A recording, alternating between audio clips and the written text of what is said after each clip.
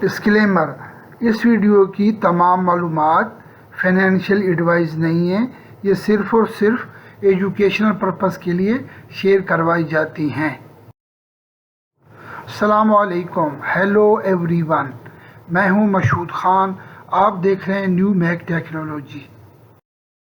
اس video میں ہم آپ کے ساتھ سعودی عرب کے مختلف بینک کے ڈیلی ریٹس شیئر کرواتے ہیں اور ساتھ ہی ساتھ آپ کے لیے معلومات اور نیوز فراہم کرتے ہیں۔ تو پلیز نئے دیکھنے والے اس ویڈیو کو اور چینل کو سبسکرائب کریں، لائک کریں اور اپنے دوستوں کے ساتھ شیئر کریں تاکہ نئی آنے والی معلومات آپ تک بر وقت پہنچتی رہیں۔ تو اب چلتے ہیں ایکسچینج ریٹ کی طرف۔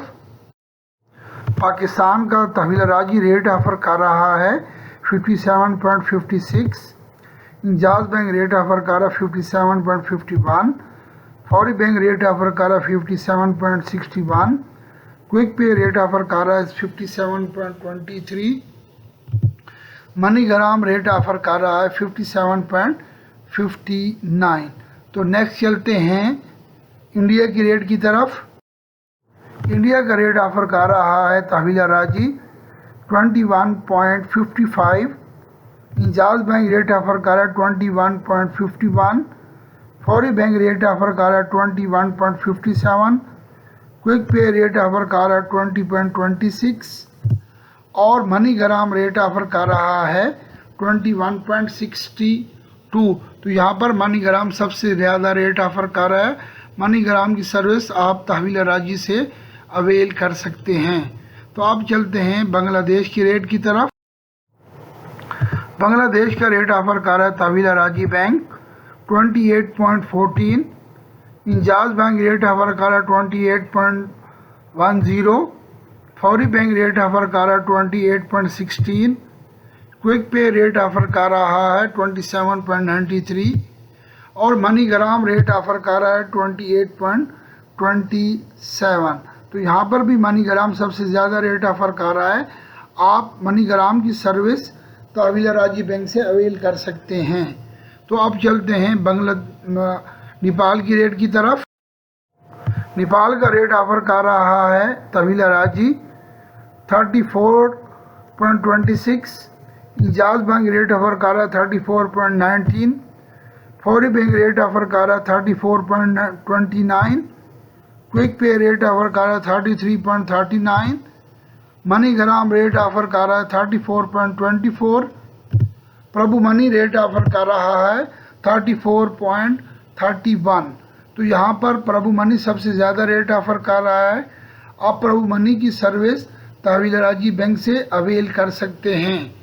تو ساتھ ہی ساتھ ہم آپ کو بتاتے چلیں پربھو منی، ٹرانسفاسٹ اور منی گرام کے مندوب ہمارے پاس اویلیبل ہیں۔ آپ کو کسی قسم کی ٹرانزیکشن کا ایشو ہو تو آپ ہمیں کمنٹس باکس میں اپنا پرابلم شیئر کر سکتے ہیں۔